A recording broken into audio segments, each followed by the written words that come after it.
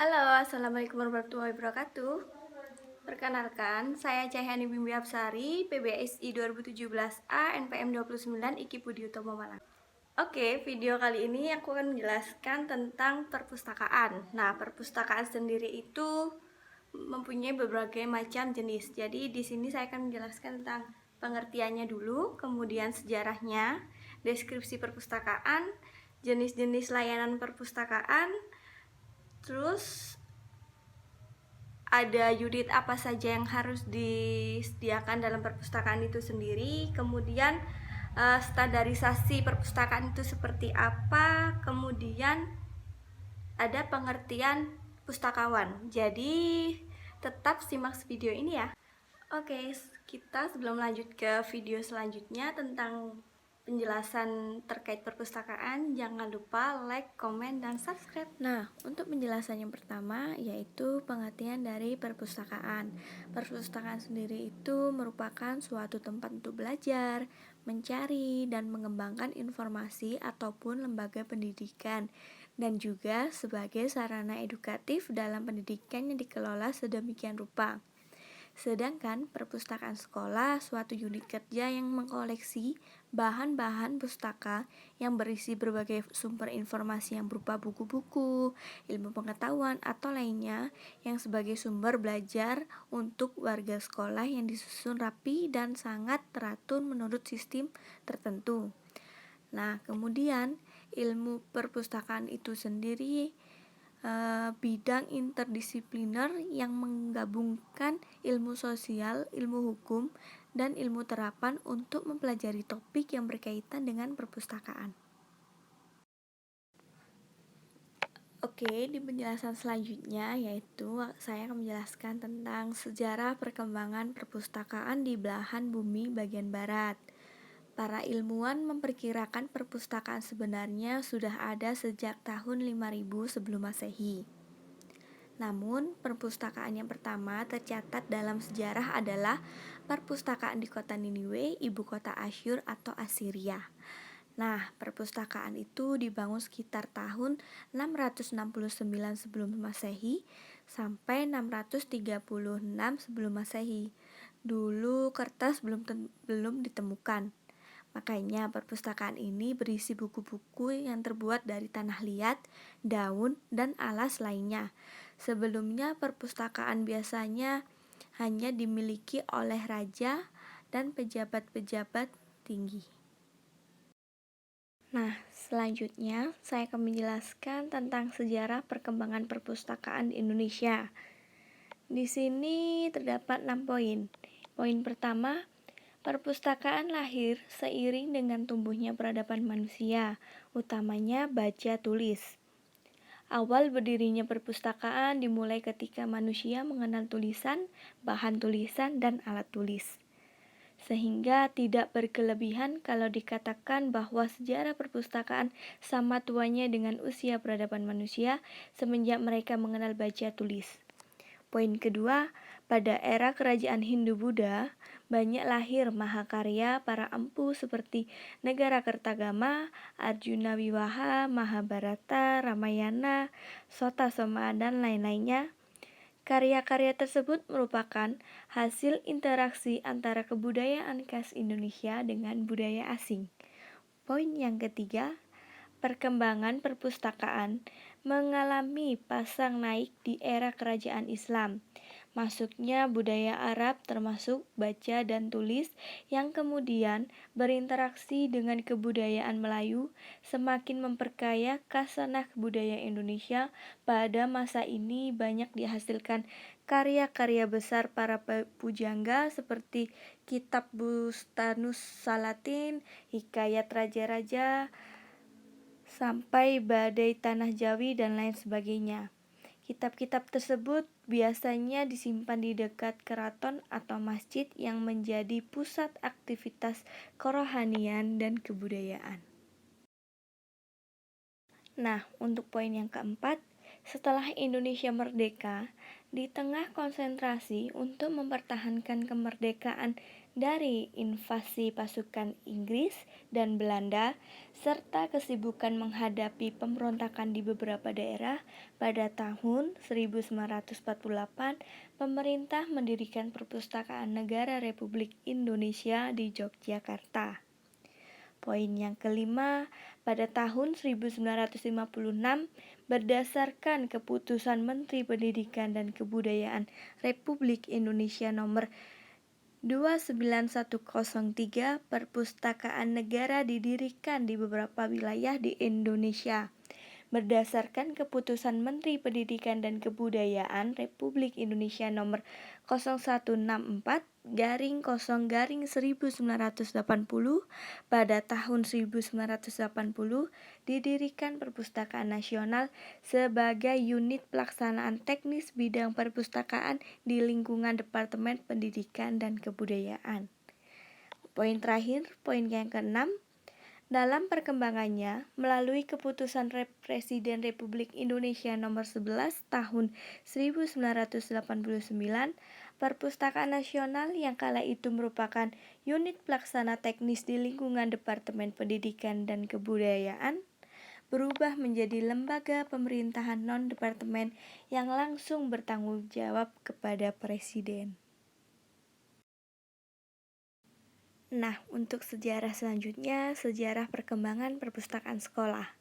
Perkembangan perpustakaan masa sekarang, perpustakaan tidak selalu menjadi tempat yang membosankan. Saat ini, perpustakaan tidak hanya menjadi sarana edukatif saja, akan tetapi juga menjadi sarana rekreatif. Selanjutnya, saya akan menjelaskan tentang deskripsi fungsi perpustakaan secara umum. Nah, di deskripsi fungsi perpustakaan secara umum ini terdapat 5 poin. Poin pertama, perpustakaan berfungsi sebagai tempat menyimpan karya manusia, khususnya karya cetak seperti buku, majalah, dan sejenisnya. Poin yang kedua, perpustakaan merupakan sarana pendidikan non-formal dan informal. Artinya, perpustakaan merupakan tempat belajar di luar bangku sekolah maupun juga tempat belajar dalam lingkungan pendidikan sekolah.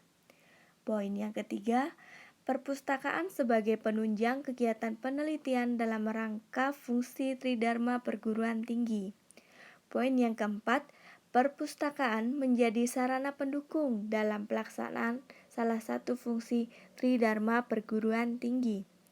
Fungsi yang terakhir, poin yang kelima, perpustakaan sebagai tempat untuk menikmati rekreasi kultural dengan cara membaca, dan bacaan ini disediakan perpustakaan.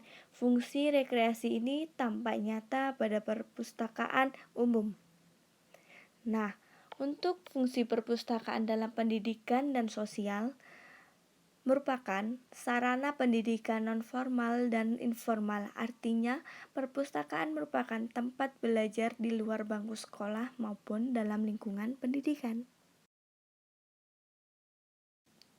Nah, untuk fungsi perpustakaan dalam perkembangan ilmu pengetahuan dan teknologi, sebagai jendela dunia ilmu pengetahuan, sebagai sumber edukasi, perpustakaan berfungsi sebagai sarana penunjang proses belajar mengajar dan sebagai perangkat dinamis pendidikan. Sebagai sumber rekreasi, perpustakaan berfungsi sebagai tempat melepaskan ketegangan dan bersantai sambil memanfaatkan sumber bacaan seperti koran, majalah, ataupun buku-buku fiksi. Sebagai sumber penelitian, perpustakaan berfungsi sebagai sarana bagi pengembang penelitian. Kemudian, ada beberapa jenis-jenis perpustakaan. Nah, berdasarkan jenisnya perpustakaan itu ada 2 jenis. Yang pertama, berdasarkan jenis koleksinya.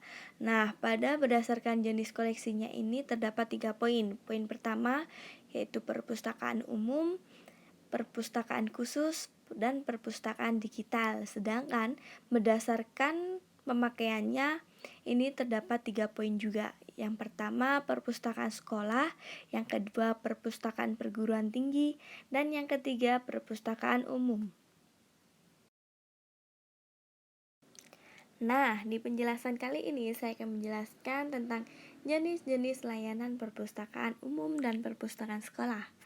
Nah, di layanan perpustakaan umum itu terdapat 12 jenis, yaitu yang pertama layanan sirkulasi, yang kedua layanan referensi, yang ketiga layanan pendidikan pemakai, yang keempat layanan penelusuran informasi, yang kelima layanan penyebarluasan informasi terbaru, yang keenam layanan penyebaran informasi terseleksi, yang ketujuh layanan penerjemahan, yang kedelapan layanan fotokopi, yang kesembilan layanan anak, yang kesepuluh layanan remaja, yang kesebelas layanan kelompok pembaca khusus, dan yang 12 layanan perpustakaan keliling. Nah, sedangkan di perpustakaan sekolah itu ada dua bagian, yaitu sekolah terbuka dan sekolah tertutup. Di layanan perpustakaan sekolah terbuka ada 6 poin. Yang pertama, pengguna bebas memilih bahan pustaka di rak. Yang kedua, pengguna tidak harus menggunakan katalog. Yang ketiga, pengguna dapat mengganti bahan pustaka yang isinya mirip jika bahan pustaka yang dicari tidak ada. Yang keempat, pengguna dapat membandingkan isi bahan pustaka dengan judul yang dicarinya. Yang kelima, bahan pustaka lebih bermanfaat dan didaya gunakan. Yang keenam, yang terakhir, menghemat tenaga pustakawan. Sedangkan di perpustakaan sekolah tertutup itu ada 6 poin juga. Poin yang pertama, bahan pustaka tersusun rapi di rak karena hanya petugas yang mengambil. Yang kedua, kemungkinan kehilangan bahan pustaka sangat kecil. Yang ketiga, bahan pustaka tidak cepat rusak. Yang keempat, penempatan kembali bahan pustaka yang telah digunakan ke rak lebih cepat. Yang kelima, pengawasan dapat dilakukan secara longgar. Dan yang terakhir, proses temu kembali lebih efektif.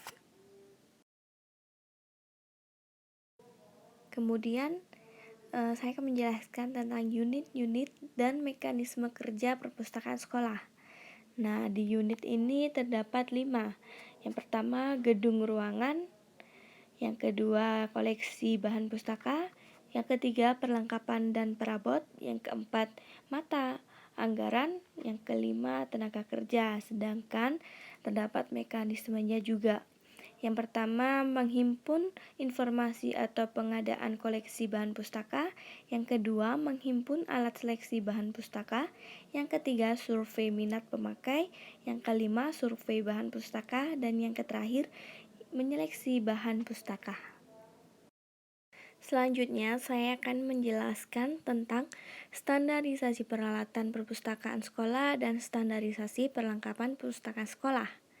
Nah, standar adalah spesifikasi teknis atau suatu yang dibakukan termasuk tata cara dan metode yang disusun berdasarkan konsensus semua pihak yang terkait dengan memperhatikan syarat-syarat keselamatan, keamanan, kesehatan, lingkungan hidup, perkembangan ilmu pengetahuan dan teknologi, serta pengalaman perkembangan masa kini dan masa yang akan datang untuk memperoleh manfaat yang sebesar-besarnya.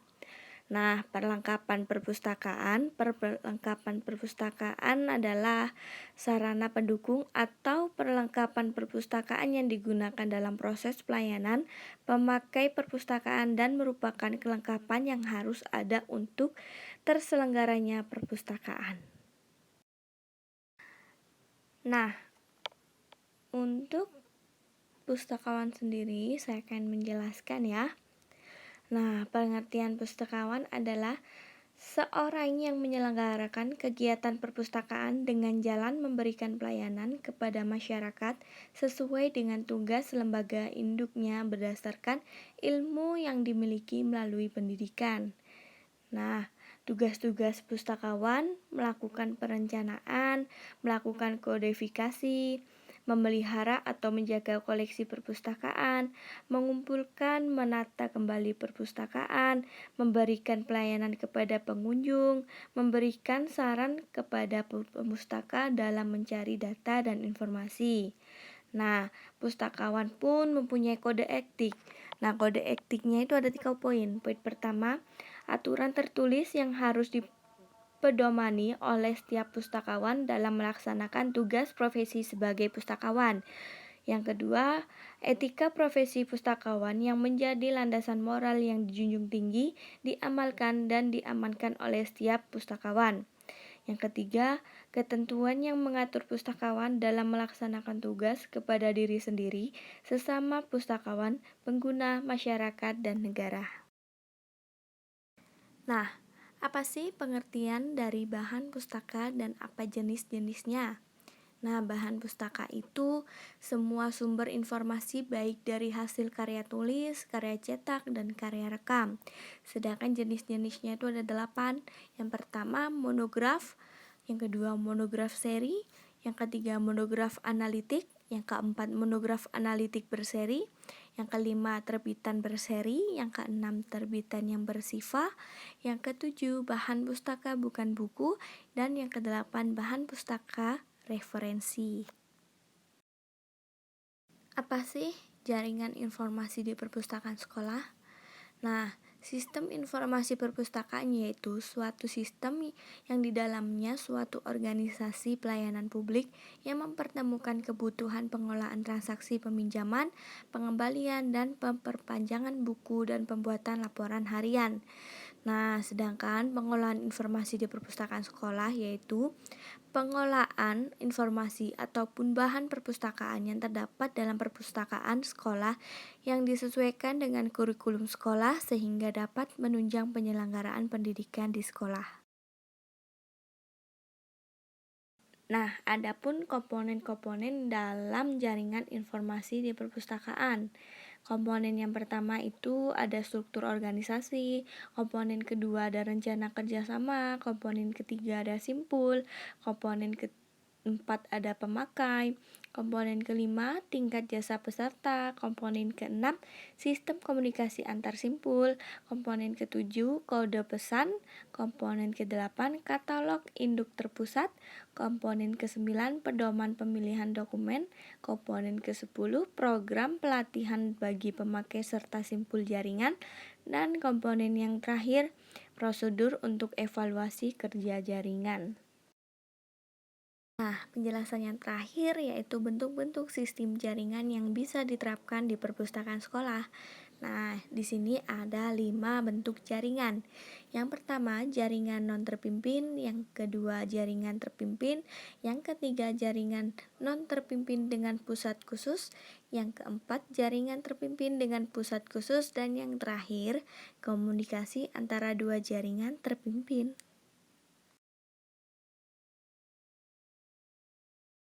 Terima kasih telah menonton video kali ini. Jangan lupa komen untuk video selanjutnya ya. Wassalamualaikum warahmatullahi wabarakatuh.